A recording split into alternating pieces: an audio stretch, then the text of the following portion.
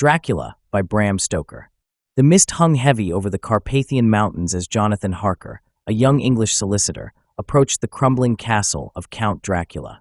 It was May 1897, and Jonathan had traveled from London to Transylvania to finalize a real estate transaction for the Count, who sought property in England.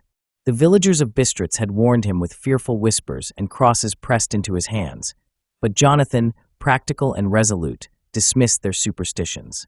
Yet, as the carriage rattled through the Borgo Pass and wolves howled in the distance, unease crept into his heart. The castle was a labyrinth of decay, its air thick with dust and silence. Count Dracula greeted him, a tall, gaunt figure with a deathly pallor, sharp white teeth, and eyes that gleamed like embers. His hospitality was courteous but cold, his speech formal yet strangely archaic.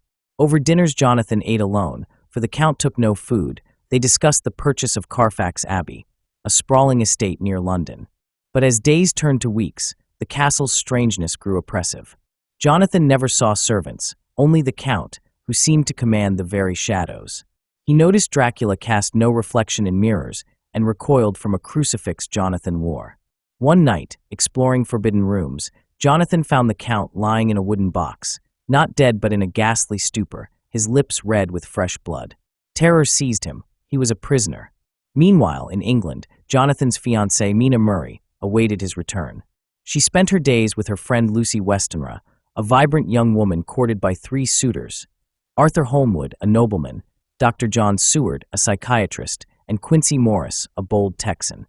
Lucy chose Arthur, but her joy was short-lived. She began sleepwalking, her health fading inexplicably. One night, Mina found Lucy at a Whitby cliff, a dark shape looming over her, eyes glowing red. Lucy's condition worsened, her skin paled, her neck bore 2 small punctures, and she grew weak. Back in Transylvania, Jonathan's desperation peaked. 3 ghostly women, beautiful yet monstrous, nearly consumed him in a trance of horror, but Dracula intervened, claiming Jonathan as his own.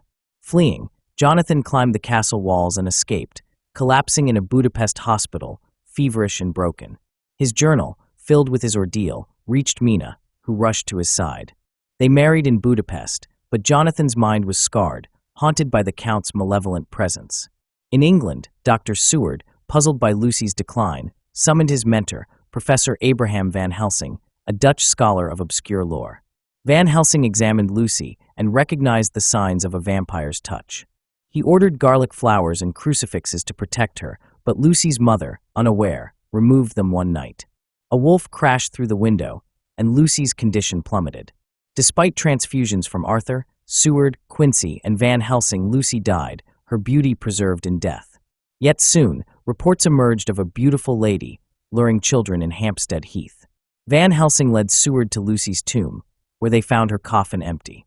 At night, Lucy appeared, not the gentle girl, but a creature with bloodied lips and predatory eyes. Van Helsing drove a stake through her heart, severed her head, and filled her mouth with garlic, freeing her soul. Seward, shaken, vowed to destroy the monster responsible. Mina and Jonathan returned to England, joining Van Helsing, Seward, Arthur, and Quincy in a desperate hunt. Van Helsing studied Jonathan's journal and confirmed Dracula's nature. A vampire, centuries old, sustained by blood, able to transform into a bat, wolf, or mist, yet bound by rules. He could not enter a home uninvited, was weakened by daylight, and required his native soil to rest. Dracula had arrived in England aboard the Demeter, a ship whose crew perished mysteriously, washed ashore at Whitby. Carfax Abbey, filled with boxes of Transylvanian earth, was his lair. The group tracked Dracula to Carfax, where they found and sanctified most of his earth-filled boxes with holy wafers, rendering them useless. But Dracula, enraged, struck back. He began visiting Mina at Seward's asylum, where the group was based. One night, under his hypnotic thrall, Mina drank blood from a wound Dracula opened in his chest, binding her to him.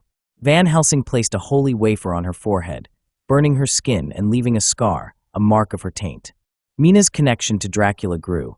She could sense his movements through a trance, but her soul was at risk of becoming like his. Using Mina's visions, the group deduced Dracula's plan to flee back to Transylvania. They pursued him, splitting their efforts. Van Helsing, Seward, Arthur, and Quincy searched London for his remaining boxes, destroying all they found.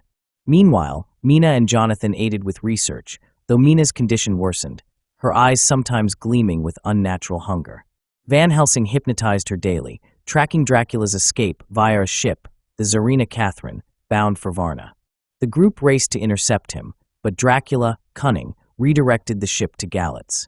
In a final, desperate chase, they followed the Count's box, carried by scanty gypsies up the Borgo Pass toward his castle. Mina, growing weaker yet resolute, accompanied them, protected by Van Helsing's sacred circle. As snow fell and wolves howled, Van Helsing guarded Mina at the castle, slaying the 3 vampire women with stakes and fire. Below, Jonathan, Quincy, Arthur, and Seward battled the Scaney. Quincy, gravely wounded, fought on. As the sun dipped, Jonathan and Quincy reached Dracula's box. Jonathan slashed the Count's throat, and Quincy drove a knife into his heart. Dracula crumbled to dust, and the scar on Mina's forehead vanished, her soul freed. Quincy died a hero, his sacrifice sealing their victory. 7 years later, Jonathan and Mina, now with a son named Quincy, revisited Transylvania. The castle stood empty, its evil gone. They reflected on their friends, Arthur and Seward, who had moved on, and Quincy Morris, whose courage lived in their hearts. The journals they kept, a testament to their ordeal, bound them forever to the shadow they had vanquished.